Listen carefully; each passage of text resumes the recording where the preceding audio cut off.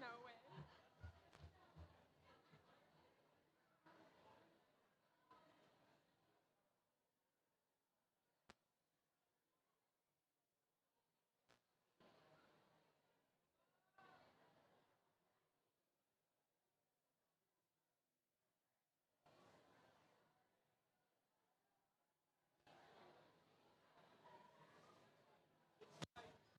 It's this joint right here. And I have it now as tight as I can get it. Okay. So if you're gonna adjust, Yeah. I would do it right here. Yeah, we measured out already. Okay.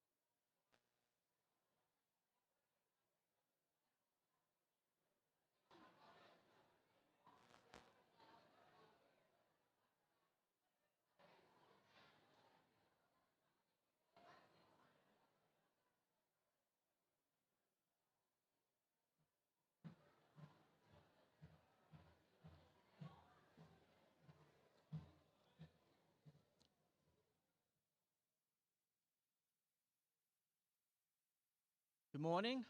Welcome, students and guests. This would be a good time to silence your cell phones. Please bow your heads and pray with me as I offer an invocation from the word of Psalm 111. The fear of the Lord is the beginning of wisdom. All those who practice it have a good understanding. His praises endures forever. O God, may all of our wisdom find its source in you to that end. May we practice and may we cultivate the fear of the Lord in our hearts. Amen. This is the final stage of the 13th annual presentation of the Senior Theses. The Senior Thesis is in many ways the capstone of a classical and rhetorical education. We read from St. Augustine that the orator should be able to instruct, delight, and move their audience. So instruct. That is, they ought to be able to teach or inform the audience. Delight.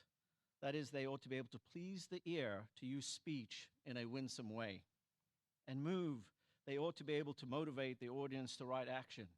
Good people speaking well, moving others towards the good. Certainly, these are skills we desire in all of our graduates, and the thesis project provides an opportunity for students to demonstrate them and build the courage in proportion to the task's difficulty. The thesis presentations also require a significant amount of private reading and some original work by these students. I'm tasked with coming alongside the senior rhetoric students and with the help of a committed team of faculty advisors, assisting them in completing their thesis project. I would like to recognize the faculty advisors who assisted our seniors this year, and I insist that you stand when I call your name. Mr. Dodge, Mr. Erickson, Dr. Fantoni, Mrs. Jabs, Ms. Jacobson, Mr. Jarrett, Mr. Kaufman, Ms. Lapo, Mr. Marburger, Dr. Maynard, Mr. Phillips, Mr. John Paul Pope, Mr. Sean Pope, and Mr. Roberts. You guys know what to do.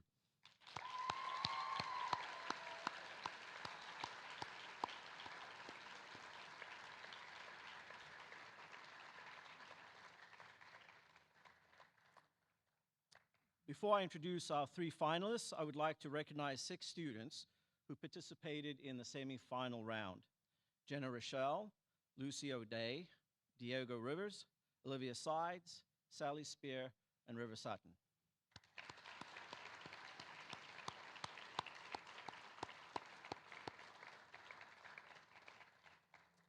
Our three finalists are Autumn Anderson.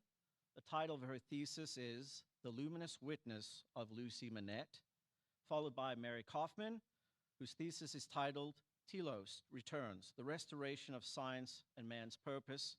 Finally, Francesca Solberger will present Taste and See, a philosophical reflection on our daily bread. After each speech, finalists will answer questions from our faculty panel comprised of Dr. Maynard, Mr. Pope, and Mr. Phillips. To provide our speakers with the most engaged audience possible, we'll take a very short break to stretch our legs after the second speech. Autumn.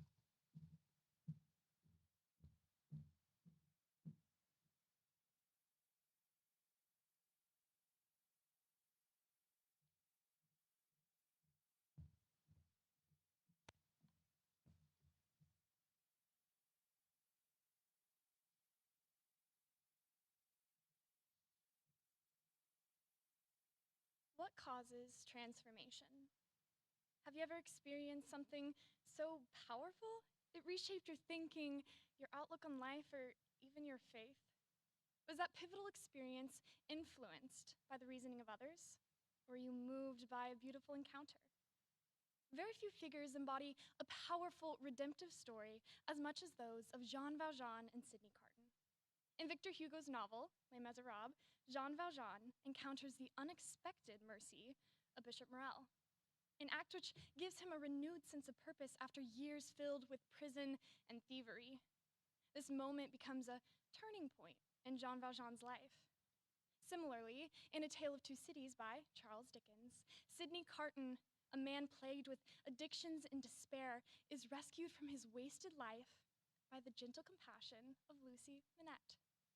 Her presence awakens a redemptive sense in Carton, leading to his eventual self-sacrifice. Both men were marked initially by moral ruin, yet ultimately transformed by powerful encounters. These radical, wrecked to redeemed stories invite readers to marvel at the ways through which these men were changed. The display and equally the defense of Christianity has long occupied a central place in the church, shaping how faith is taught and communicated. The classic principles of muere, docere, and delectare, meaning to move, to teach, and to delight, are prominent even in the pulpit. The sermon aims to instruct and engage listeners towards or further into the faith. The tradition of apologetics, grounded in reasoned defense and persuasion, is not a recent development, but rather has deep roots in Christianity. Early church figures, such as St. Augustine, display the rational appeal and the refutation of our faith. In his Confessions, Augustine not only verbally confronts and exposes the falsehoods of the Manichaean heresy, he also verbally affirms the Christian creed. At its core, apologetics answers particular objections, gives an account of the foundations of the Christian faith, challenges non-Christian systems, and seeks to persuade people of the truth of the Christian position. Apologetics is built around persuading others. It is the defense of Christianity through our words, in order to sway the opposing side in a theological argument. In 1 Peter 3:15, Paul lays out the apologetical approach Christians are beckoned to adopt. We are called to give the reason for the hope that you have. Paul here is laying out an approach that we want to follow as Christians. Now, after establishing this role of apologetics, it is also important to look at the transcendentals and their tradition in the church. The trio of truth, goodness, and beauty are central to Christian teachings. Britannicus Synopticon notes that man measures truth, goodness, and beauty by the effect things have upon him. These three objectives are fundamental to Christians' apprehension of reality. Just as apologetics deals with reasoned persuasion, beauty deals with personal encounter, appealing to one's senses and to the intellect. Thomas Aquinas further views beauty beyond mere decoration, reflecting divine order and goodness. He writes, "Beauty has a likeness to the property of the sun." He further attributes multiple characteristics to beauty, one of which being claritas, meaning brightness or splendor. This particularly radiant quality of beauty is echoed in the Synopticon, where we read that the writings of the theologians do not try to do more than suggest the ineffable splendor of God's infinite beauty. There is a tradition within Christianity that recognizes beauty as reflecting the divine. Man not only finds the beautiful moving, rather, he experiences himself as being moved and possessed by it. Apologetics seeks to move through words, while beauty seeks to move through expression. We can all agree that apologetics is fundamental for our defense of our faith. Not only do we want to celebrate, but we are called to proclaim that Christ died for our sins. This witness is not only valuable, but necessary. We can also agree that beauty, whether in art, nature, or human life in general, has the ability to stir the human soul. Beauty intertwined in creation is reflective of the very beauty of our Creator. However, can Christian influence, through the display of beauty, be persuasive in a similar way to verbal apologetics? If beauty has the power to inspire, and apologetics aims to bear witness, then Christian beauty, by drawing the soul further towards God, can possess persuasive power. In A Tale of Two Cities, Lucy Manette's Christ-like radiance demonstrates that such beauty can be an incredible apologetic. The aesthetic witness, specifically claritas, expresses the very light of God and induces transformation in those touched by its beauty. To even consider beauty as an apologetic, we first must examine the efficacy of beauty, specifically its ability to bear a proper witness for Christ. Again, beauty possesses three essential qualities, one of which I'm focusing on, radiance or claritas. A summary of St. Thomas Aquinas' teaching on beauty says that claritas should clearly radiate intelligibility, the logic of its inner being, and impress this knowledge of itself on the mind of the perceiver. Here, radiance is seen as an intellectual force rather than a visual one. Claritas has the power to reveal truth without argumentation.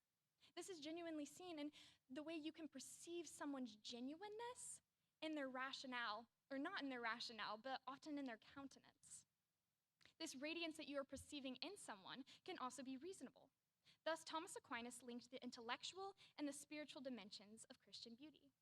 Claritas has the power to reveal one's inner truth through physical radiance. Yet claritas is not an individualistic quality. For Christians, it is reflective of God's very nature.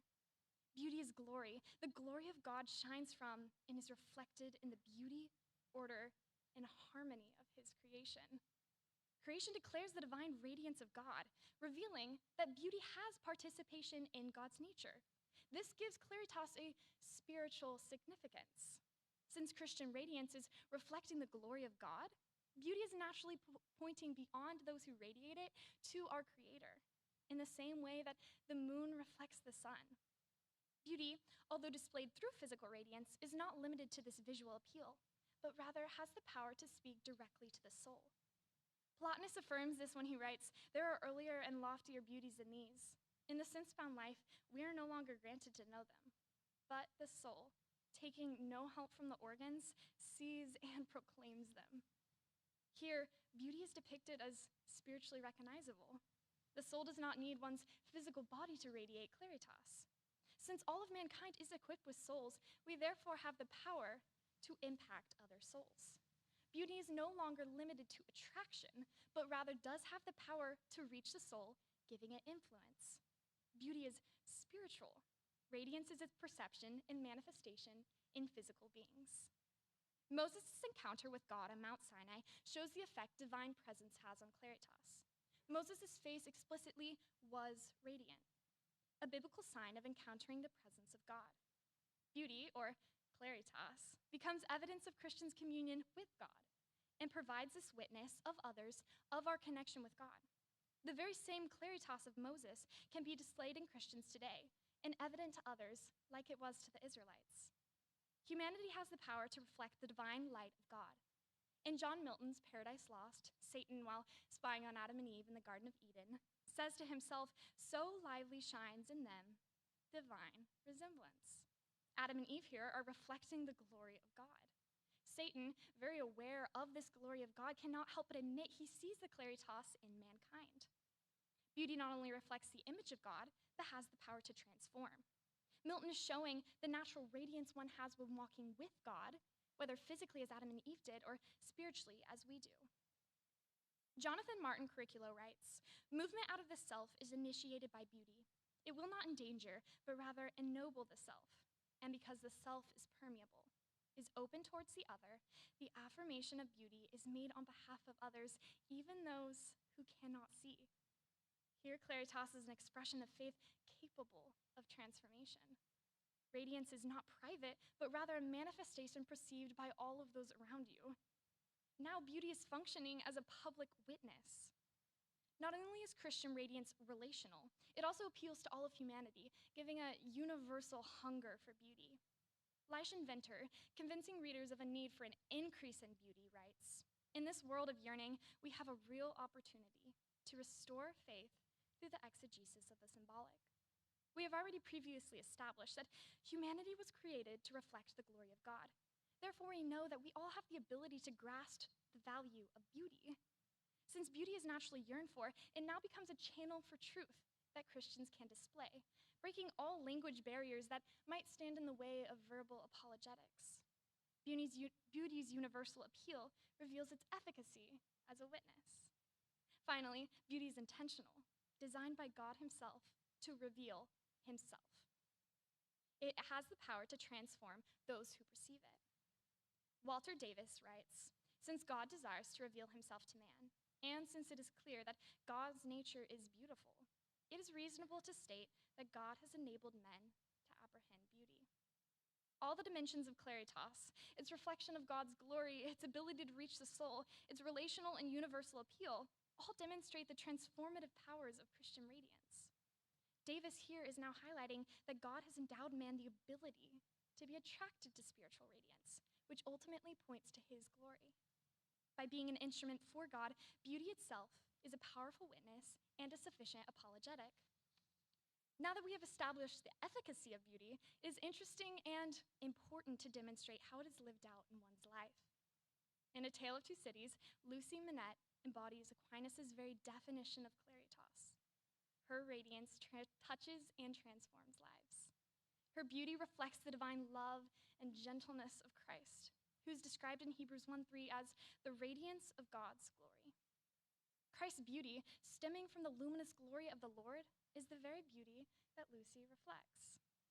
Lucy derives from the Latin word lux, meaning light. Charles Dickens wants to establish Lucy's purpose in relation to light, even with her very name.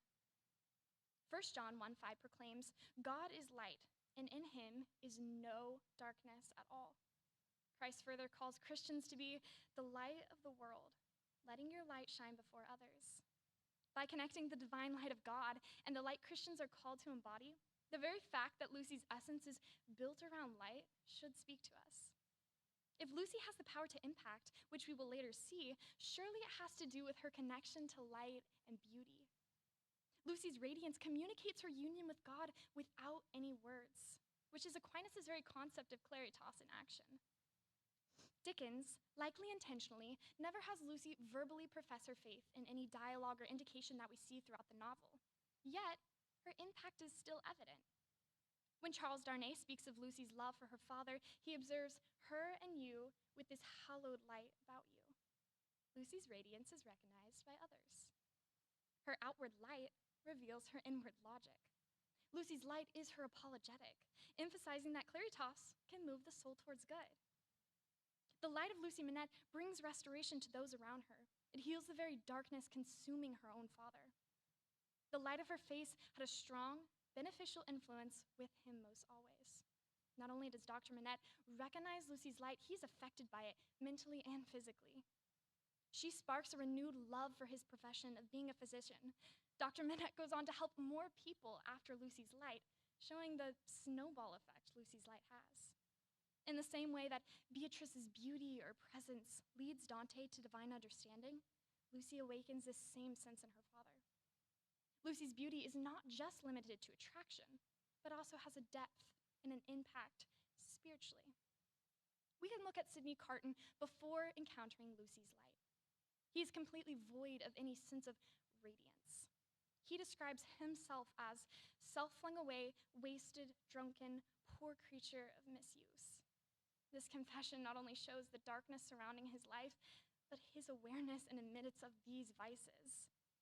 But after encountering Lucy's claritas, Sydney Carton undergoes profound transformation. She awakens in his thoughts unformed ideas of striving afresh, beginning anew that you, Lucy, inspired. Lucy's countenance, filled with compassion and overflowing with love, compels Sydney Carton to renew his purpose in life. His sacrifice shows that Lucy's light moved him to act. The crowd observes moments before Carton's death as the peacefulest man's face ever beheld there. Many add that he looks sublime and prophetic. The sublimity of Carton's countenance, which we can also associate with Stephen's angelic face in Acts 6:15 before his martyrdom, reflects the impact Lucy's light had on his soul. Sydney Carton was moved to self-sacrifice, the fullest expression of love brought by Lucy's claritas. Lucy's radiance is even more evident when contrasted with the darkness surrounding her. Madame Defarge, throughout the entire book, is often described as a shadow lurking in the darkness. She's a constant force behind the bloody vengeance arousing in Paris. Not only is Charles Darnay's death not enough for her, she desires the innocent blood of Lucy and her young daughter. It was the epoch of belief, it was the epoch of incredulity. It was the season of light, it was the season of darkness. Dickens, in the very first lines of his novel, sets this backdrop to emphasize the purity of Lucy's light. Her apologetic of light was truly rare in a time of pure darkness, yet it transformed many. Lucy points souls to God through her claritas, proving that this very radiance she expresses can serve as a sufficient and powerful apologetic, transforming so many. Although Lucy Manette is built around a fictional book, Christians can see the impact she has in a time of darkness, which should inspire us today. Skeptics, though, may say beauty cannot be persuasive because appearances are easily manipulated or deceptive. In Macbeth, Lady Macbeth urges her husband to sleek o'er your rugged looks, be bright and jovial. Here, she understands the power a winsome appearance has and the secrets it hides. Again, in Paradise Lost, Satan chooses the serpent to disguise himself, the fittest imp of fraud. The serpent's outward beauty conceals his very evil intentions. If Macbeth and even Satan himself desire to present a beautiful facade, imitating beauty while remaining inwardly corrupt, then appearances are an unstable indicator of Christ. Beauty can be performed. The aesthetic appeal now risks misleading and prohibits it from being a trustworthy apologetic. Although I cannot deny that there may be some who will try to ensnare the naive, I want to emphasize that claritas is not the mere outward appearance, but the radiance of Christ from within. And that is something that cannot be fabricated. Although physical beauty will try to be twisted or altered, claritas reflects one's innermost being, and according to Thomas Aquinas, that is something you cannot deceive. It is Christ working through Christians to touch the heart of the lost. Even the Pharisees tried to appear pious and pure, yet Christ saw straight through their hypocrisy. Humanity, through the curse of sin, will try to deceive, but thankfully it is Christ who moves the heart of the lost. And Christ, being altogether incapable of sin, shows that a Christ-like radiance is capable of transformation. Again, many may argue, since apologetics is grounded in rational argumentation, logic, demonstrable proofs, this far exceeds the reliability of a fleeting and wishy-washy beauty. Rational apologetics is concrete and controllable. Beauty is subjective and elusive. Beauty merely widens the room for my interpretations and my feelings. It adds a cloudiness to the Christian witness, and therefore eliminating it brings clarity to our witness as Christians. But this merely targets an either-or fallacy, demanding that you need to eliminate beauty to use apologetics, or vice versa. Rather, I want to emphasize that beauty's appeal adds to the rational power of apologetics. The two do not need to independently compete, but rather the importance lies in the benefit that radiance adds to the Christian witness. Beauty as a witness does not demand explanation. It is simply radiating the very beauty of Christ. Again, there is no dialogue or indication that Lucy Minette verbally professes her faith, yet as we have seen, she transforms many. She converts Sydney Carton with her presence. Beauty brings the aspect of a powerful experience, which is something that argumentation lacks. Beauty adds a visibly moving feature to the Christian witness, being very beneficial. In conclusion, from drawing from Christian traditions and literary examples, beauty, specifically claritas, is shown to reflect divine truth and goodness. Lucy points souls to God through her claritas, showing that this light she expresses is capable of transformation and a credible apologetic. As Christians, if we are called to bear a witness for Christ, then we must not only embody it through claritas, but also defend it with our words. Therefore, I hope I have inspired in all of you a yearning to chase the example of Lucy Minette. May you desire to be a truly beautiful and radiating witness in a world full of lost Jean Valjeans and Sydney Cartons.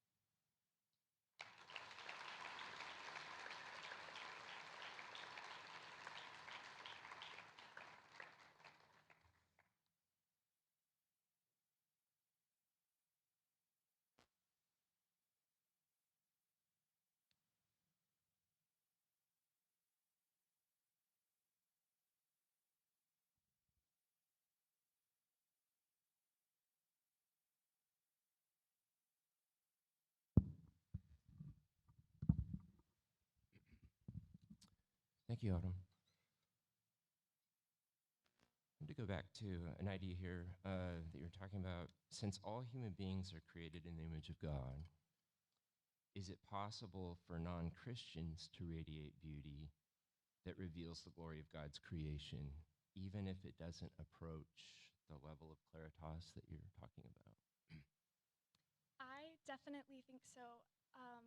As Christians, we know that everything is reflecting the glory of God. If we have this lens through the transcendentals, everything that is true and good and beautiful, it should always point back to the glory of God. So Christians and non-Christians alike, I believe, can show the light of God. Non-Christians will not intentionally be trying to point back to God, of course, but I do think he can still use people to point to him, and it can still be very powerful. It's not going to be the same intentionality as it is for us Christians to try to embody the light of Christ, but I still think that he can use non-Christians to still show his light. Thank you. Autumn, there's a great poem by John Keats, and the poem ends with the line, "Beauty is truth, truth beauty. That is all you know on earth and all you need to know." So he seems to reach a similar conclusion that you have. Mm-hmm. But that poem is called Ode on a Grecian Urn, and he arrives at that opinion by contemplating a work of ancient Greek art. Is this claritas that you're talking about strictly a human quality, or can objects have claritas too? I definitely think objects can, a piece of literature or a piece of art or architecture even can reflect the glory of God. They can reflect the transcendentals. They can have truth and beauty and goodness to them. In my thesis, I want to draw the attention that I think beauty for us, embodying it as Christians, is kind of a little undervalued at times.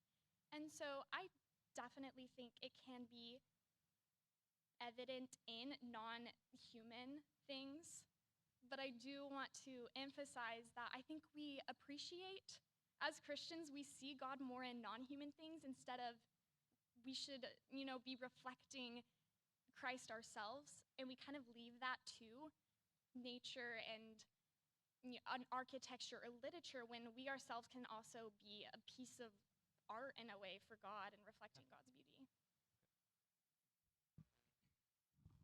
Thank you, Autumn. It seems like the call to be more beautiful is kind of tricky, difficult to know how to do that without lapsing into a kind of false beautification regime.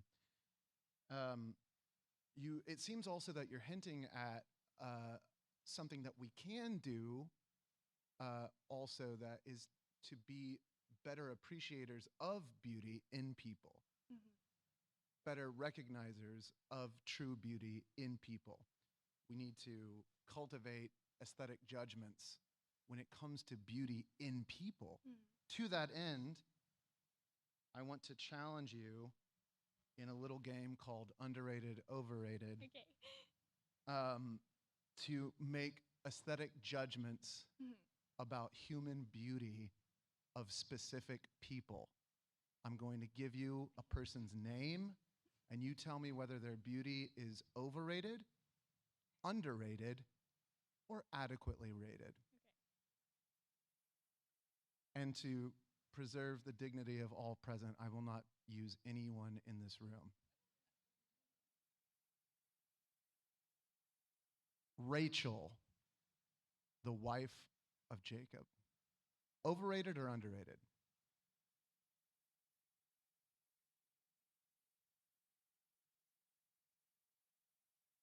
Maybe a little overrated. I think in the Bible, we kind of only see her attractiveness. So I really, with her jealousy and everything, I'm thinking maybe she's not radiating Christ as well as she should be. So really, we refer to her as a beautiful person because of her physical attractiveness and physical pleasure. And just from indications we see, I think that, it's too overrated. She's not really reflecting Christ as she should. Helen of Troy, aka Helen of Sparta. Supposedly the most beautiful woman in the ancient world. Okay, I'm gonna be honest, I don't remember a ton about her. But if I'm just gonna go off of knowing she is supposedly the most beautiful, I'm gonna say it's overrated because if she's kind of deemed the most beautiful, I'm assuming they are just judging that purely off of physical attractiveness. I do not remember a ton if she has a good and a truth to her as well, which kind of is the intertwined. I'm thinking she doesn't, so I'm going to say overrated as well. Someone who says of herself repeatedly that she is ugly, O'Rule, the protagonist of C.S. Lewis's masterpiece, Till We Have Faces. Is her beauty overrated or underrated?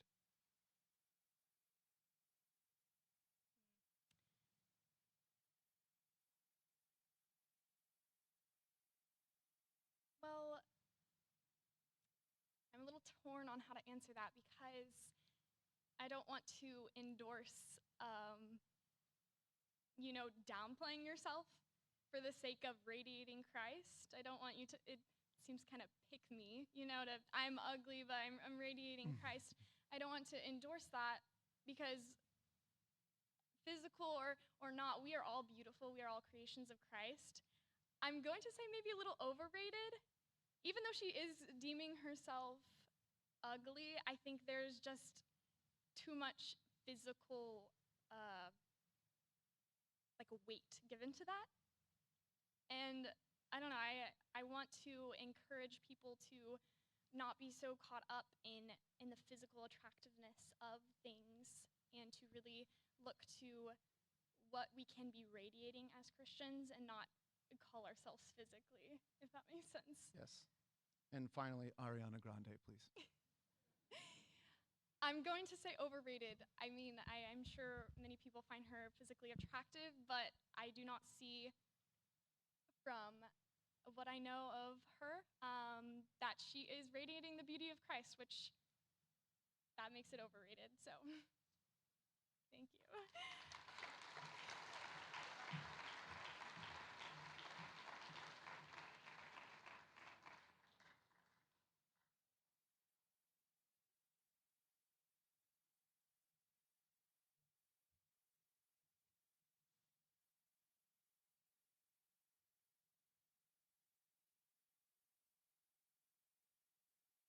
I can see and hear a great deal from from this, I do not know what the word is in the outside languages. You know, the thing we are on, where I stand and look out and think about the sun and the grass and the horses and the unfolding of the world. Hill. Yes, that was it. But it is a hasty word for a thing that has stood here ever since this part of the world was shaped. It is impossible to do justice here to the speaker of these words and my favorite character in The Lord of the Rings, Treebeard, the shepherd of the trees of Fangorn Forest. Gnarled as a tree himself, humming in his deep, resonant voice, Treebeard looks out on the world with eyes as deep as a well and sparkling like the sun, pondering what things are. Treebeard is a knower by nature. In addition to his contemplations on the hill, he loves to classify living things. And almost his first question in meeting the hobbits Merry and Pippin is how they fit into his taxonomy. Treebeard has a special knowledge and love of the trees he cares for and the songs they sing. Thus, when a band of orcs fells some of Fangorn's trees in sport, Treebeard erupts, his mellow humming transformed into a booming war cry as he marches forth to avenge the trees he loves. Treebeard turns his wrath on the wizard Saruman, master of the marauding orcs. Like Treebeard, Saruman desires knowledge, but for a very different end. Treebeard says that Saruman has a mind of metal and wheels, and he does not care for growing things, except as far as they serve him for the moment. Saruman does not want to ponder the trees, only to use them for the fires and engines of his proud citadel. His desire to control and possess through knowledge, machinery, and magic leads him to covet the ring of power. Tolkien's juxtaposition of these two characters invites us to reflect on our own approach to knowledge and study of the natural world, or science. One of the earliest Western scientists was the Greek philosopher Aristotle. Aristotle divided the study of the physical world into 4 causes, 4 ways of explaining why something, say the heart, exists. We can talk about what the heart is made out of, cardiac muscle. This is its material cause. We can talk about who or what made the heart, the DNA commanding the body's cells. This is its efficient cause. We can talk about its formal cause, its ordering and arrangement into 2 ventricles and 2 atria. And finally, we can talk about the purpose for which this ordering exists, the pumping of blood to the body. Aristotle called this goal, or end, the final cause. In Greek, telos.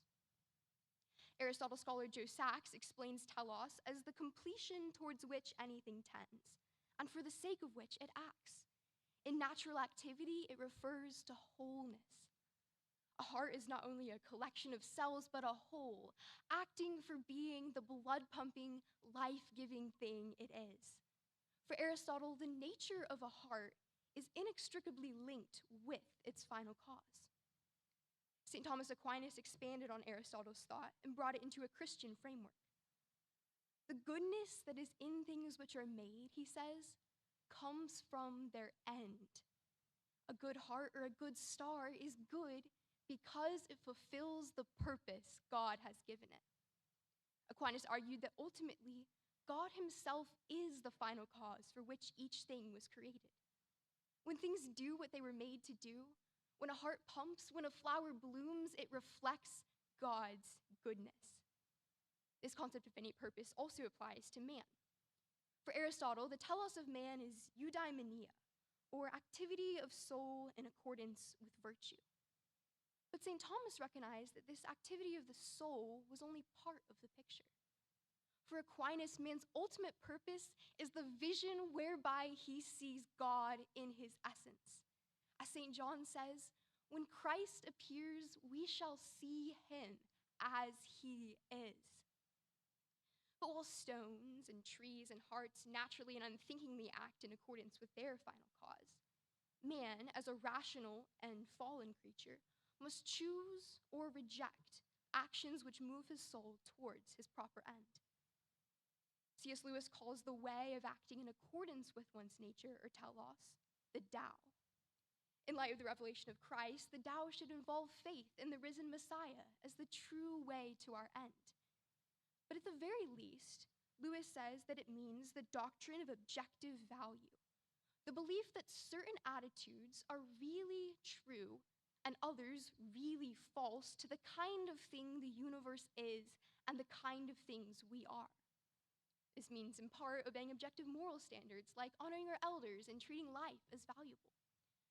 But Lewis says that to act in accordance with the Tao, we must also act in accordance with the nature, or telos, of the universe. Aquinas says that what purposes creatures receive from God is their nature, whereas the direction imparted by man to natural things beyond what is natural to them is a kind of violence. Medievals like Aquinas saw the natural world as an order, arising from the many individual activities of its various beings, and communicating the goodness of God. Humans can act in accordance with nature, cultivating fruitful gardens, raising virtuous children, and pursuing union with God. Or they can twist created things to purposes that conflict with their natures. Think of organ harvesting, or of chickens packed 5 to a cage that never see the light of day. Aristotle's philosophy, mediated by Aquinas, influenced the Western world throughout the Middle Ages. But in the 17th century, thinkers like Francis Bacon began to revolt against the medieval paradigm. Bacon found Aristotle's system unfruitful. It did not produce any works for the benefit of man. For Bacon, the purpose of knowledge was to produce works, medicine, engineering, technologies, to make man's condition just a little bit more like it was before the fall. Bacon tried to refashion science to maximize human power over nature for the relief of man's estate. A scientist should, of course, study the material and efficient causes of things to be able to use them. But what practical use could final causes have? Bacon remarked that final causes, mixed with the rest in physical inquiries, have brought about the great arrest and prejudice of further discovery. Why talk about what a heart's purpose is when we can ease its pain without doing so? Why talk about what a dog was meant for when we can dissect it and contribute to medicine? Bacon and other thinkers of the scientific revolution thus made science utilitarian, seeking mastery over nature for the benefit of mankind.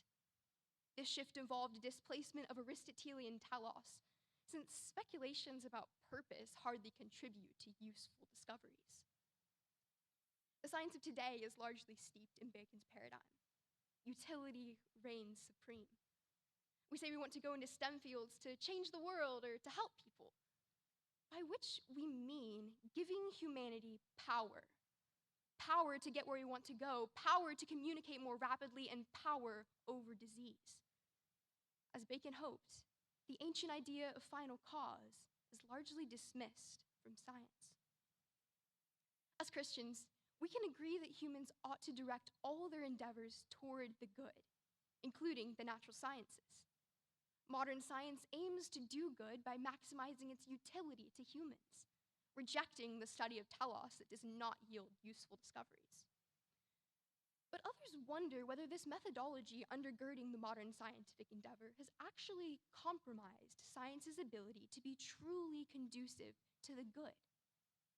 If the good of things is related to their God-given purpose, and if modern science ignores that purpose for the sake of utility, then the discoveries and technologies it brings about, no matter how useful to humanity, will not necessarily be related to what is truly good.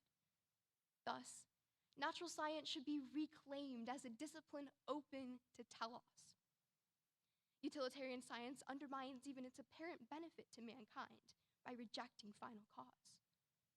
And while utilitarian science hampers the discovery of truth in nature, a teleological natural science frees us to see goodness, beauty, and meaning in the natural order. Utilitarian science is attractive because it brings about many apparent goods for man: computers, Advil, and baby carrots. But maximized utility does not in itself equate to maximized good. and it certainly will not when stripped of the notion of a real, objective good, a final cause for humanity.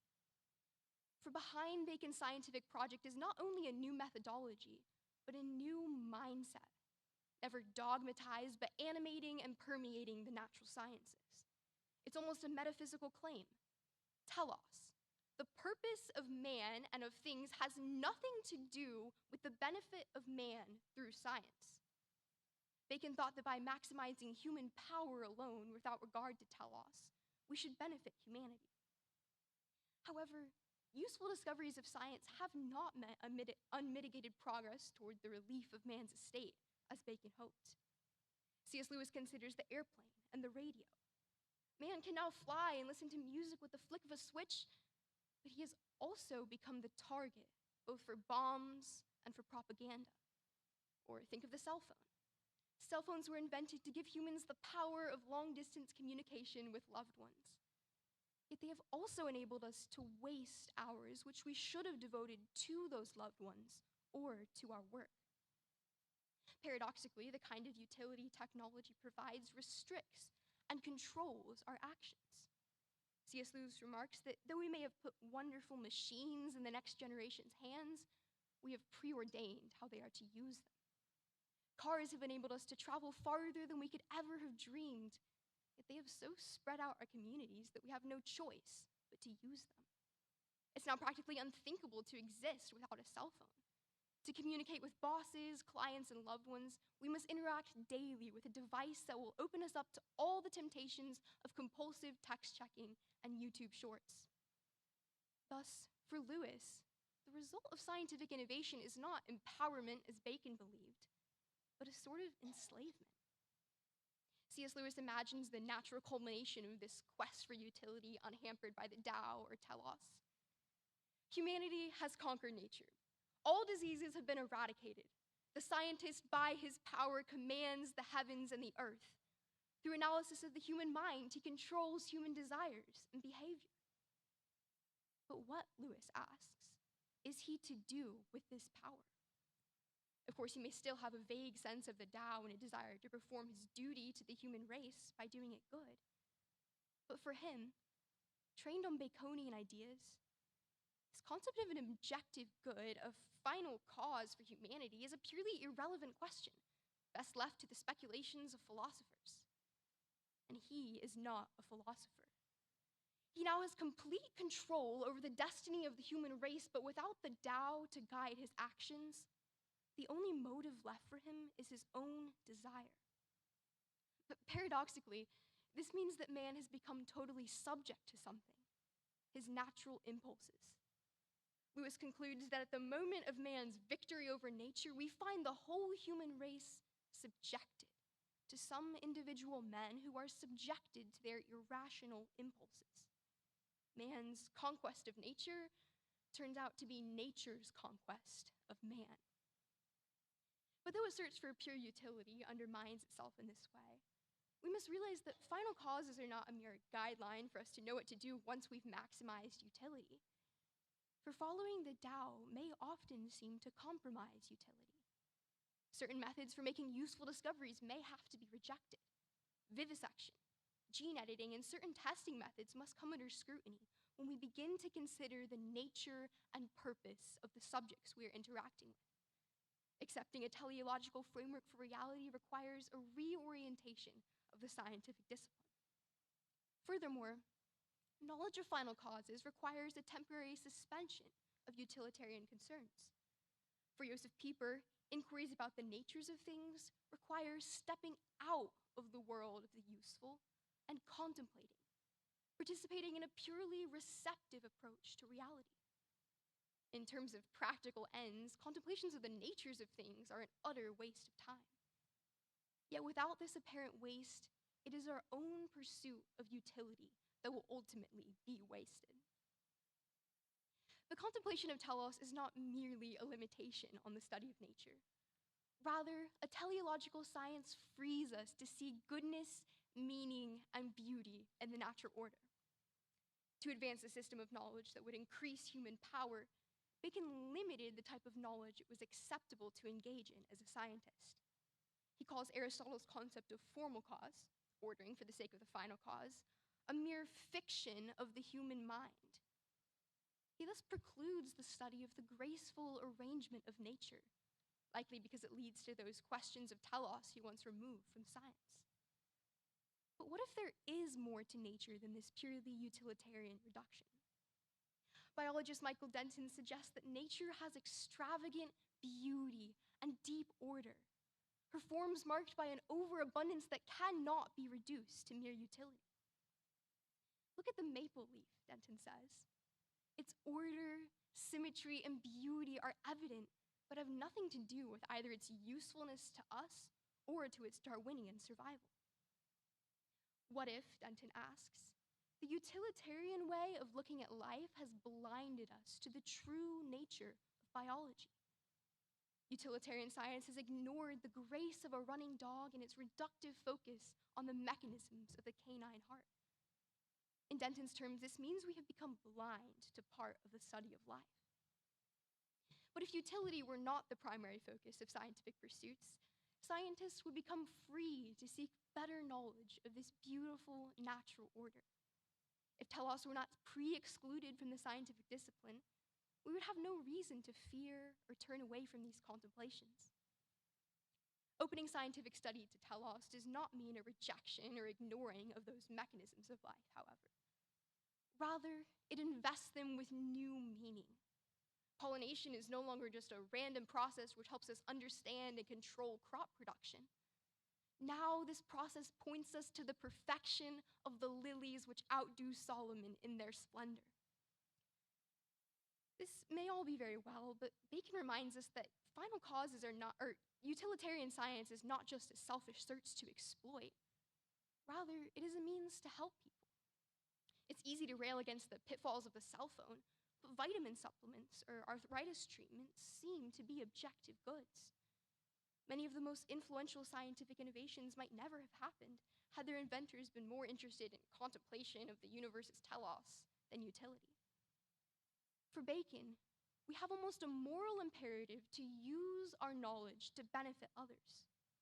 Engaging in non-useful speculations, he says, is to use knowledge as a courtesan for pleasure, when we should use it as a spouse for generation, fruit, and comfort. Why should we study final causes when we can build better bridges and cure diseases without doing so? Aldous Huxley provides an answer to this question in his novel Brave New World. In the book, science has totally conquered nature. Man is immune to all disease thanks to prenatal inoculations. Scientific considerations of purpose are censored by the world controllers. Clothes never wear out and infinite entertainment abounds. The dream of ending the frailty of old age has also been achieved. Humans leave the earth in comfortable death facilities with as much vigor as they entered it with. Depression, anger, and bitterness can all be cured with a medication called soma. What we call quality of life is at an all-time high. Science, following Bacon's prescriptions, has entirely relieved man's estate. But because the search for comfort has been divorced from the search for meaning, the lives of the world-state citizens are futile. With no recognized purpose to marriage, there is no reason to struggle through the highs and lows of a committed relationship, and no use for sacrificial love. Because there is no need to suffer, no one cares enough to suffer for anything.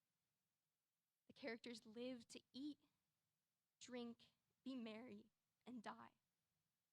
When a visitor from one of the backwoods reservations outside the clutches of the world state sees the void life of its citizens, he cries, "I don't want comfort. I want God. I want poetry. I want real danger. I want freedom. I want goodness. I want sin."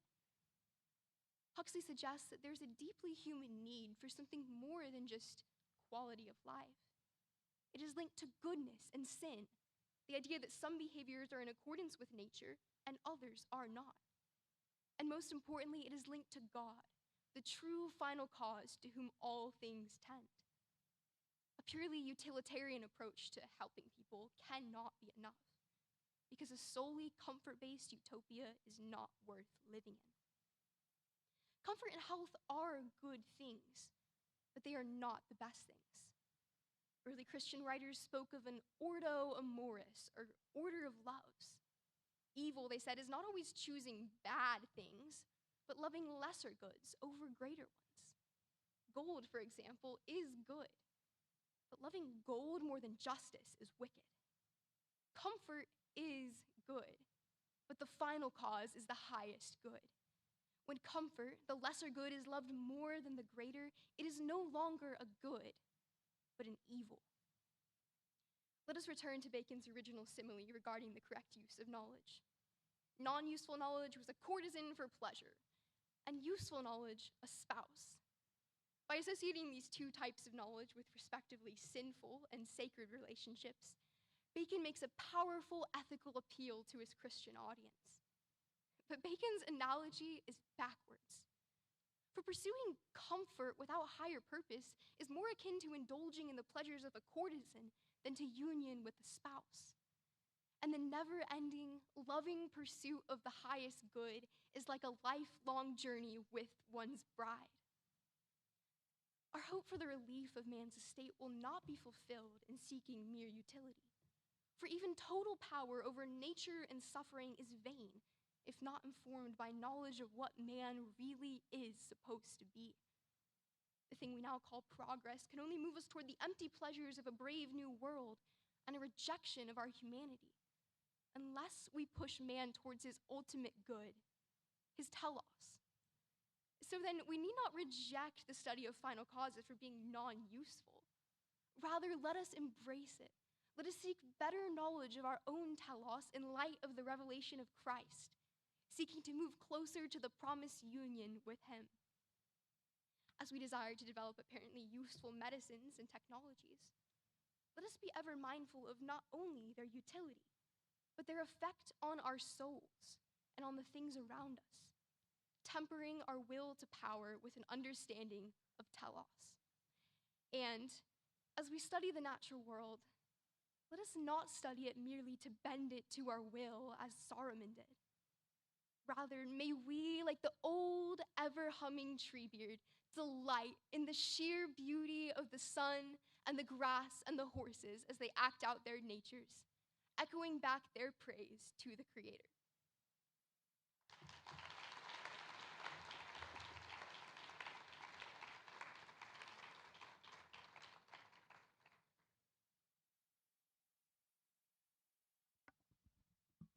Thank you, Mary. I really liked what you did with the Bacon simile of the courtesan and the spouse. How you're actually saying he's got it completely backwards. It should be the other way around. So what you end up saying is non-useful knowledge, and I notice you don't say useless, which is probably a good rhetorical choice, is actually the higher good compared to useful knowledge, utilitarian-centered knowledge. And like that's basic. I mean, you spent a lot of time walking us through that conclusion over the course of your thesis, but how would you sort of synthesize it to like briefly make that argument to me that non-useful knowledge is the higher good? Yeah, that's a great question. So I think the non-useful knowledge that I'm talking about particularly is the knowledge of final causes. And final causes, for Aquinas, are the ultimate good of anything that exists. So for us, it would be moving towards union with God in heaven. And every single thing that is good because of the final cause towards which it's tending. So when you're engaging in contemplating final causes, you're directly engaged in contemplating the highest good. Whereas figuring out, say how to make a better TV, for example, is very useful. You can do lots of things with that. But then the question becomes, what is the good that I'm bringing about? I'm definitely making it easier for me to watch TV, but is that actually pointing me towards what is the highest good? And so you have to rank all types of good within that ordo amoris leading up to the final cause. Yeah. And one more question. Uh, I haven't read the works of Francis Bacon, so correct me if I'm mistaken in this. But I would assume that he's not against anyone investigating final causes. That he's more just sort of sequestering science as a space that, in his opinion, ought to be free from that type of inquiry. So if let's imagine that we had a good system that actually worked, where we have people who specialize in that kind of thinking, and we had people, on the other hand, who specialized in the kind of science that Bacon wants us to do, and they actually listened to one another. And there was kind of checks and balances. Would that be sufficient or not? That's a really good question. I think that would definitely be better than what we have right now, because science seems to be very divorced from philosophy. Basically, what Bacon said is material and efficient causes go over here, and formal and final causes go over here for the philosophers. But he kind of implies that formal and final causes are not really fulfilling the purpose of knowledge at all. So he basically throws shade on them. So I think having that sort of dialogue would be much better. However, part of what I wanted to get at as well is that knowledge of the natural world is not complete if it's only done through seeing the material and efficient causes of created things. And so the scientists who are only doing material and efficient causes are missing out if they're not actually spending time looking at the formal and final causes of things. So I would encourage them to take that farther step, not just saying, oh, we have our formal and final cause friends over here that help us know when we're going haywire, but it actually gives them a better understanding of reality if they were to engage in all four causes. Good. Thank you. Thank you, Mary. I think my question is sort of similar to what the two of you were just talking about, and that is advice to future scientists. If Bacon jettisons final cause as having any real purchase on his work as a scientist, because it is, as he used the term, specious, so open to interpretation, wishy-washy, all that sort of thing. By this time now, and that was early modern science, by this time now, scientists have gotten so used to that not being a part of their process that they are practically tone deaf to that very language. So it's very understandable why a contemporary scientist would dismiss it almost as an absurdism, out of hand. How do we get that back for scientists? Like, how should a young scientist, how would you train, if you had children who wanted to become scientists, or if you yourself wanted to become a scientist, how would you train them to have an ear for that again? And maybe to complicate it a little bit without necessarily saying, well, you should just take more philosophy and literature classes. Because they would be like, well, see, that's the problem. Like, that's why we don't want it, because it has nothing to do with our discipline. Yeah, I would say definitely talking about why you're going into science. Do I want to go into science to change the world or help people? What do I mean by helping people? How is what I'm doing helping people? So I would encourage scientists to consider those questions as they're thinking about going into science. Are the things that I'm going to be accomplishing going to be related to any sort of higher good than just making things more comfortable? I would also encourage scientists to spend lab time is great, but also just spending time engaging in the purely receptive approach to reality that Joseph Pieper talks about, going on a hike. George Washington Carver, the scientist who developed a lot of peanut things, he's used to go on like a 4-hour hike every morning and he wasn't, dissecting any of the flowers. He was just sort of contemplating them. And actually, with George Washington Carver, there's this one quote where he's talking about, he says, "I asked God what man was for," and he said, "That's too high of a question for you to know." And then I asked him, "What is the peanut for?" And he said, "Well, I'll show you that." And so I think that is a teleological question. And so there are kind of ways, that sounds a little mystical, the way he's doing it, but there is an approach to science that can incorporate sort of that more contemplative approach, to maybe help us get closer to something more medieval, I guess.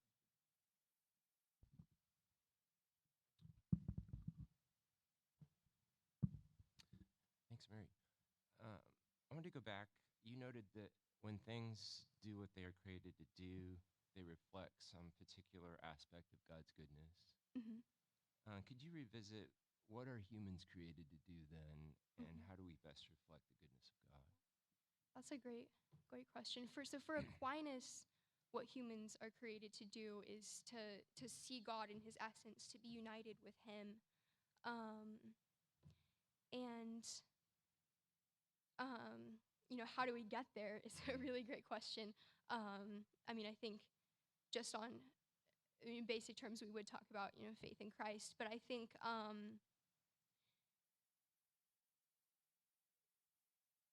seeking to try to love the goodness and beauty and truth of God, that sounds really hard to do, but that's kind of, that is the sort of activity that's moving us towards being what, for Aquinas, we're really created to be. Thank you.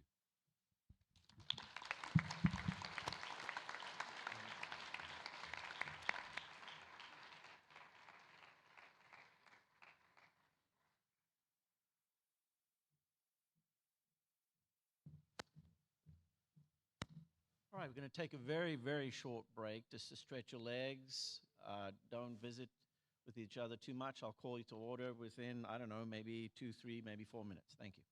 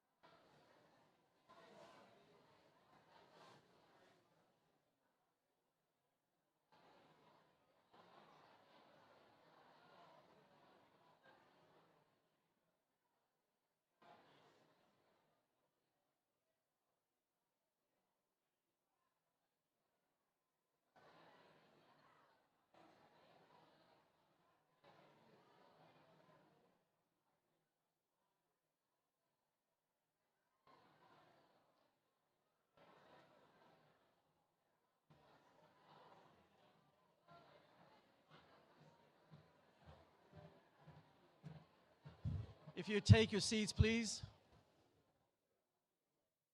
Thank you.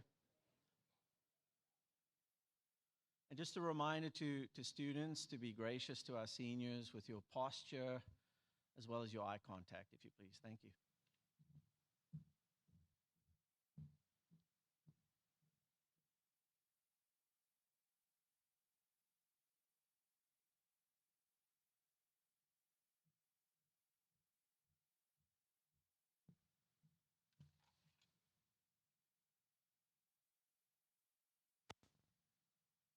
Boom. Thunder claps in the distance as you edge your car down the road, squinting to see ahead. Rain streaks down your window, and you shiver under the moon's mocking glare. The windshield wipers squeak incessantly across your window, and you think no sound could be more antagonizing. But then you hear it. A low growl radiates from the darkness. Your body goes rigid as the sound grows louder. A bead of sweat forms on your forehead and your hands tremble. The road in front of you grows distant and blurry, and it feels as if someone is clashing your head between cymbals.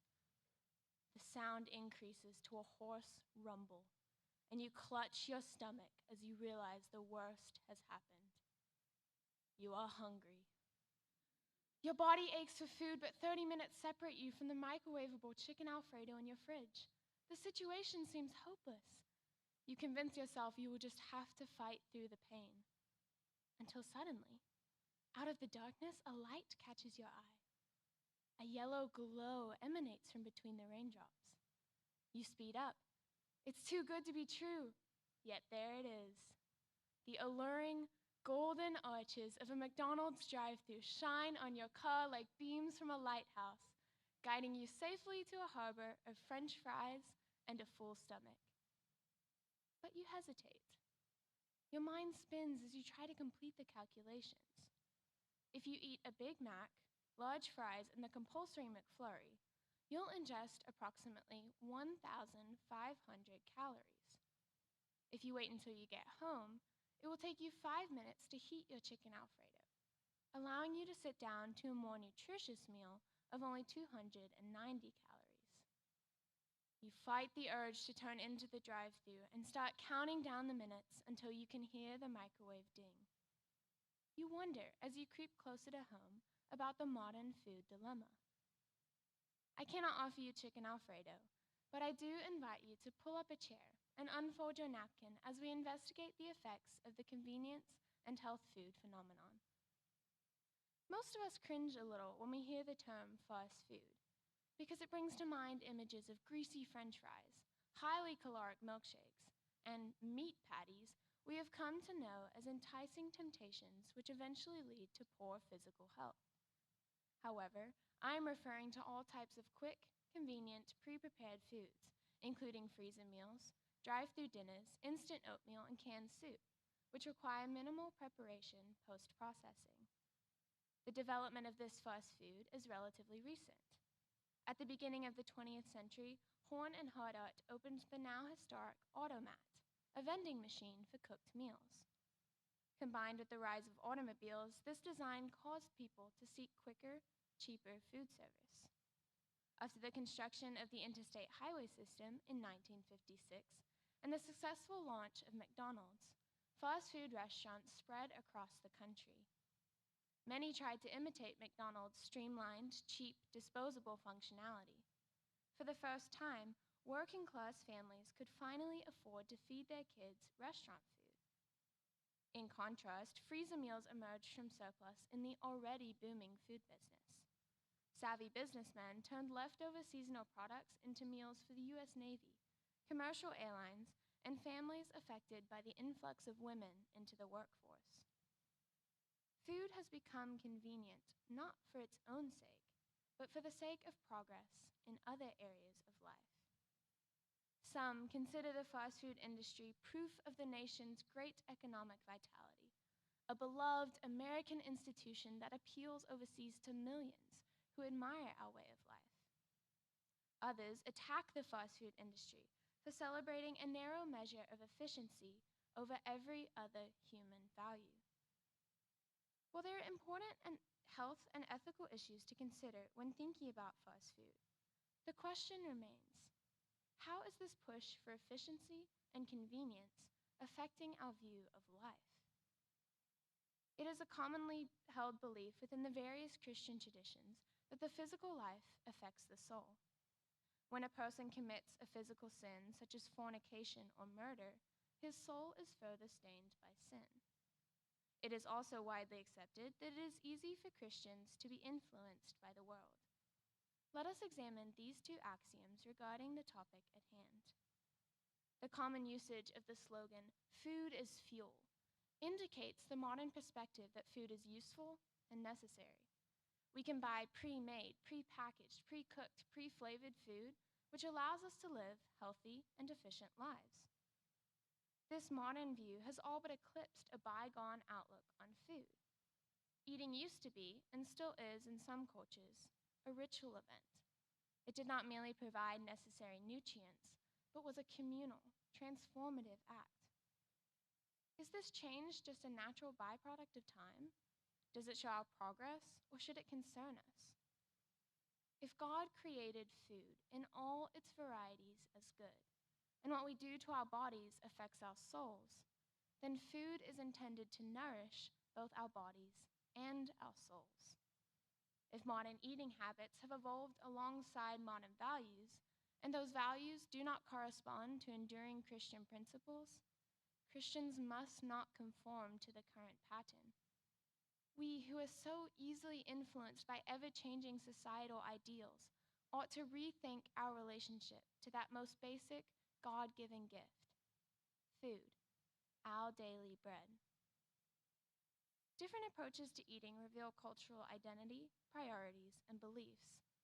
The modern view exposes an attempt to separate us from the very things that make us human, and thus Christians must eat differently from the rest of society by adopting a festive lifestyle that more fully expresses our humanity. As both a spiritual and physical creature, man's relationship to the spiritual and material world must be defined through his essential being, his humanity. Pieper and Aquinas show us that the first step to understanding humanity is having a clear view of reality, for reality is the basis of all virtue and truth. Thus, to deepen our humanity, we must increase our understanding of spiritual realities, which should then shape our physical actions. As I use the word humanity, consider the position of man as a being dependent on God, his creation, and other humans, a reality that shapes how we think and act in everyday life as spiritual and physical beings. Anything that increases our grasp on this knowledge and our relationship to these things connects us more deeply to the root of who we are, our essence, our humanity. Our society prioritizes efficiency, productivity, and self-sufficiency. Health food is one way we feel we can have control over the physical well-being of our bodies, and convenience food is one way we can feel we have control over the hours in our day. And yet, we are not self-sufficient creatures. Adopting the modern physicalist mindset obscures the ever-present awareness of dependence that was once a boon to society and isolates us from the natural processes of life.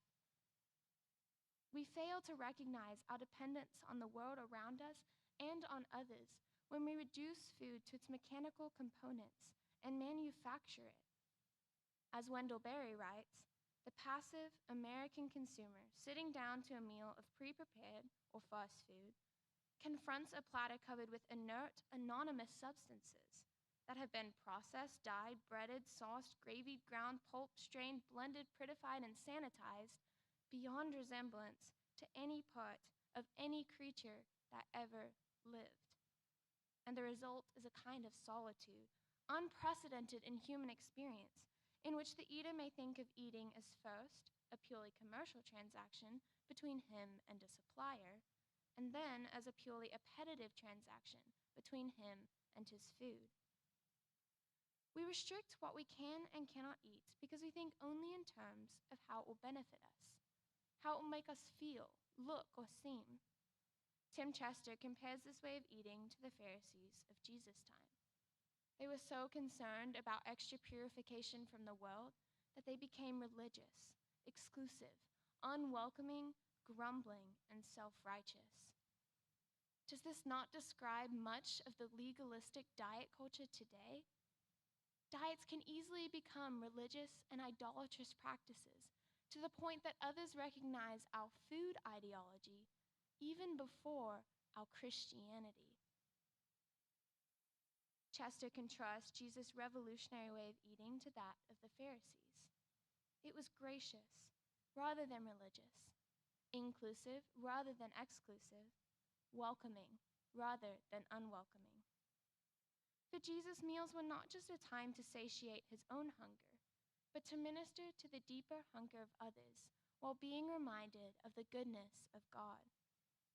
When Christians think about food only in a utilitarian light, we miss the beauty of the truth that God is an abundant giver of good gifts, especially food, which brings us into fellowship with him and his people.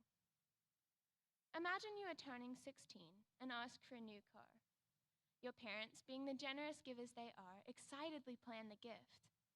Your birthday arrives, and sitting in your driveway is not your grandma's Ford Taurus, but a beautiful, brand new Mercedes-Benz. What if you then told your parents you would rather drive the old Taurus? Can you imagine the pain they would feel when you reject their gift? We usually receive gifts with gratitude because they are unnecessary displays of kindness from a giver. However, in the case of food, we too often choose the Taurus. We minimize God's generosity and delight in being an abundant giver by categorizing foods and restricting what we should, can, and will eat for the sake of our bodies. The point is that food isn't just fuel. It's not just a mechanism for sustaining us for ministry. It's a gift, generosity, grace. Jesus gave thanks and broke bread. In so doing, he affirms that food is to be received as a gift from God. By following the example of Jesus, we will grow in our understanding of reality as we accept that we are dependent creatures, not self-sufficient as we would like to think, who have been given a great gift that we too often reduce to mere utility.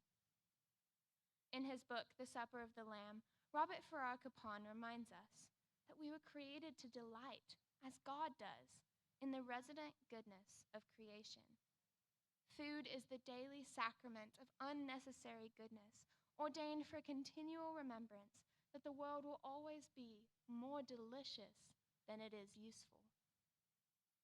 It is a pivotal part of our existence to cultivate our humanity, so we must avoid reducing creation to utility, lest we simultaneously reduce ourselves. To be sure, God remains the greatest good. But for all that, the world is still good in itself. Indeed, since he does not need it, its whole reason for being must lie in its own goodness.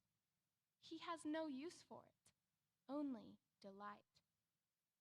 When we see God's creation as good in itself, we see more of God himself. As the Apostle Paul writes, for his invisible attributes, namely his eternal power and divine nature, have been clearly perceived ever since the creation of the world, in the things that have been made. We should view God's creation with wonder and praise the Creator, just as when we view a beautiful painting. We admire the painting, but praise the painter. Food preparation is a prime example of an activity that should raise our thoughts in assent to the goodness of the created world and so direct praise to the Creator. By participating in the transformation of food, we embody an unnecessary delight in food that points to the unnecessary delight of God's artistic creation of the world. Fasting is another practice that helps us to prudently orient ourselves within the bounds of reality by reminding us that the gift of food is not our right, but rather an expression of our utter dependence on a delightfully bountiful God and of our preparation for the eternal feast to come. Just as food points to the goodness of God, So the hunger of fasting reminds us of our need for God. Most of us rarely get hungry before our next intake of food comes along. When we perceive no need, then our self-sovereignty is undisturbed. God does not call us to exhaust ourselves for his glory, however, but rather to delight in who he is and what he has done and continues to do for us. Fasting should, at some point, give way to feasting. Dietrich Bonhoeffer writes, "The breaking of bread together has a festive quality. Our life is not only a great deal of trouble and hard work, it is also refreshment and joy in God's goodness. Through the daily meal, God is calling us to rejoice, to celebrate in the midst of the working day. When we see food as a love gift from a kind creator, we experience eating festively, an act not merely to satisfy our bodily needs or indulge our fleshly cravings, but rather to deny ourselves through fasting and then rejoice in the rich provision of God by feasting." Capon aptly sums it up. Food is not just some fuel we need to get us going toward higher things. Cooking is not a drudgery we put up with in order to get the fuel to live it. Rather, each is a heart's astonishment. Both stop us dead in our tracks with wonder. Even more, they sit us down evening after evening, and in the company that forms around our dinner tables, they actually create our humanity. It could be argued, however, that we are already transcending nature and fulfilling God's original dominion mandate to mankind. Are we not good stewards when we create food that helps us live healthy and efficient lives? Am I suggesting that progress and industrialization are wrong? These are fair questions, but where has this mindset led us? Americans spend over $50 billion on dieting each year. American Christians spend more on dieting than on world missions. We spend more curing our overconsumption than we do feeding the physically and spiritually hungry of the world. We are dealing with the consequences of convenience food by hyperfixating on our health. Both of these extremes direct our focus toward the merely physical. On the one hand, we want to fulfill our pleasure without the hard work that is required. On the other hand, we justify minimizing the abundant goodness of God in the name of health, reducing food to its chemical composition and making our physical lives the sole purpose for which food exists. Indeed, our biggest problem is that God has invited us to partake of his divine nature, yet we reject his gift because of self-serving goals. God could have created us as beings who photosynthesize, or given us a daily serving of life-giving glue. Instead, he created a diverse variety of foods that not only sustain life, but also give us great pleasure and engage our senses.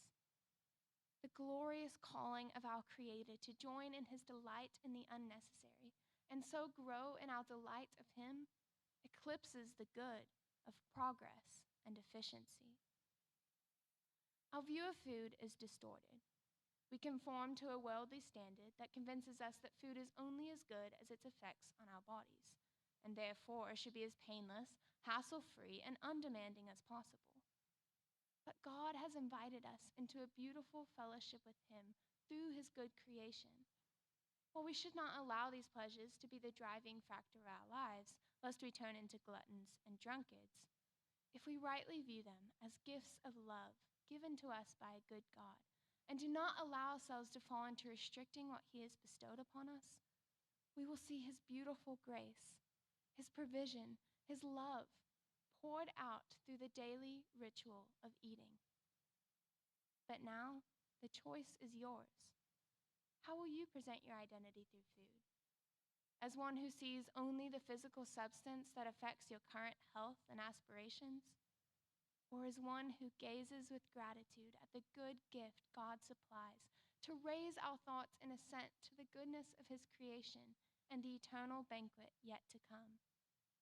As Christians, we must realize that the modern, worldly way of eating dehumanizes us and instead allow reality to shape the way we approach eating, so that by the grace of God, we will become more tethered to the community around us, God's beautiful creation, and ultimately, God Himself. Next time you bake warm, gooey cinnamon rolls, or crunch delightfully into hot, crusty bread. Next time you pluck a blueberry straight from the bush and let the sweet juices roll over your tongue, remember, God did not have to create food to give us pleasure, but He did. He is glorified when we take delight in what He has created. So raise your glass in a toast to the delight of our daily bread and the one who so willingly provides it.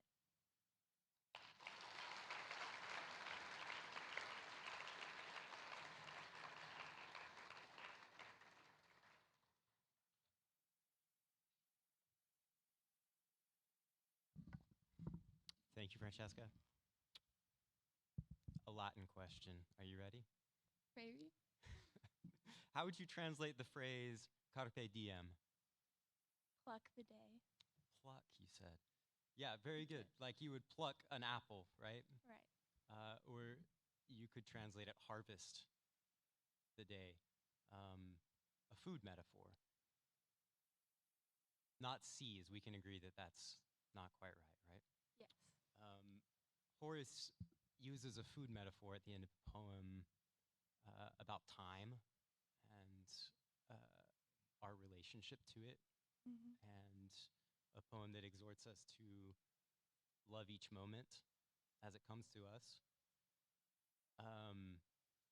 And I think it might be because our relationship with food has gotten so out of whack, as you've illustrated for us, that a lot of people completely miss that he's making that connection in that poem, and it's understood to be like a rallying cry for productivity or something. So do you think of this as this relationship with time? Do you agree with Horace putting these ideas together? And if we change our dining habits, does that have potential to change our outlook in other areas of our life? Yes, I think definitely. I mean, even that question shows how food is interlocked with almost every area of life and affects, but is also affected by our views on every area of life. The Bible often uses food metaphors to get across a point. The Proverbs are full of food metaphors because it's such a universal thing that everyone maybe not understands, but has experienced. And so it's easy to compare things to food. But regarding the question about time, I think we all feel busy, especially in the modern American society. It's just a very busy society. And we've made food an afterthought of just, it's the next thing to get me to my next thing. And it's not an experience worth having. It's not something meaningful in the midst of a busy life, because you can live a busy lifestyle and still enjoy food, but it has to become a priority, and you have to be able to slow down and enjoy God's gift rather than just using it as utility for the next activity.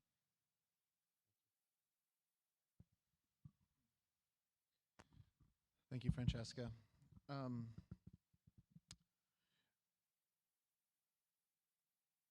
When we think about distinctives of Christian eating, it seems like your thesis is trying to get us to not think so much about dieting, and that dieting has become the kind of idolatrous way of approaching food. And yet, we're especially cognizant this time of year that one of the distinctives of Christian eating includes fasting. So what's the difference between fasting and dieting? Dieting, you are restricting what you can and cannot eat.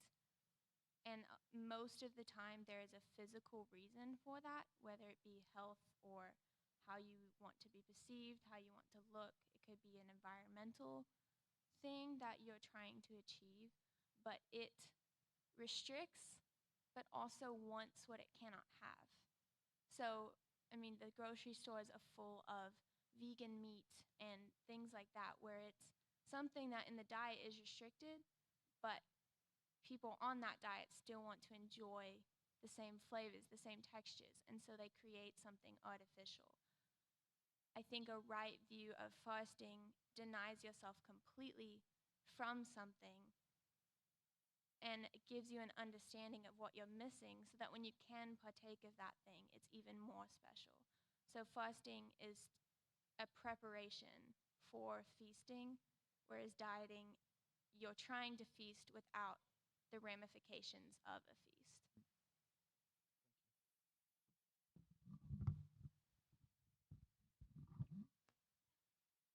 Thank you, Francesca.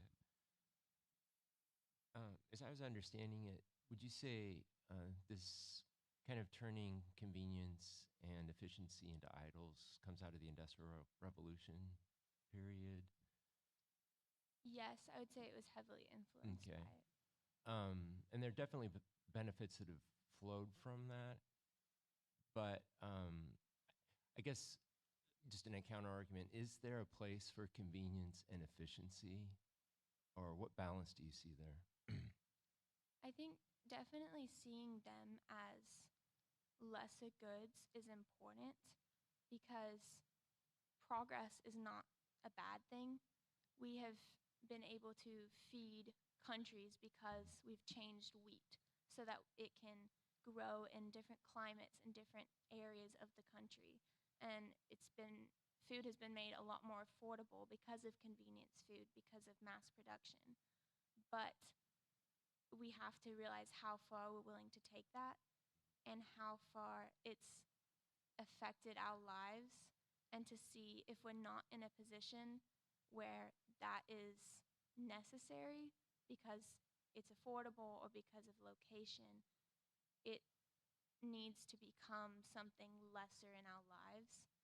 And it's also, I think, important to realize that you can eat convenience food with the right mindset, but in general, we don't. And so having that mindset of a festive lifestyle, even if the food you're eating is not what society would consider healthy or largesse, food of largesse, you can still have the right mindset to enjoy that food and give thanks to God. Great, thank you.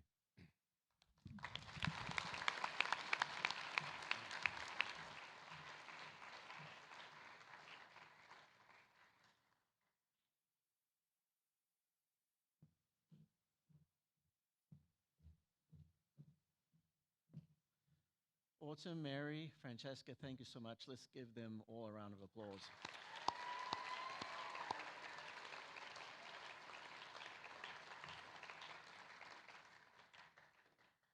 And to the class of 2026, I have one more thing to say to you. Consummatum est. Who remembers what that means? It is finished. It's my favorite thing to do all year, is to invite the senior class to stand up and for all of us to congratulate them on completing their senior thesis.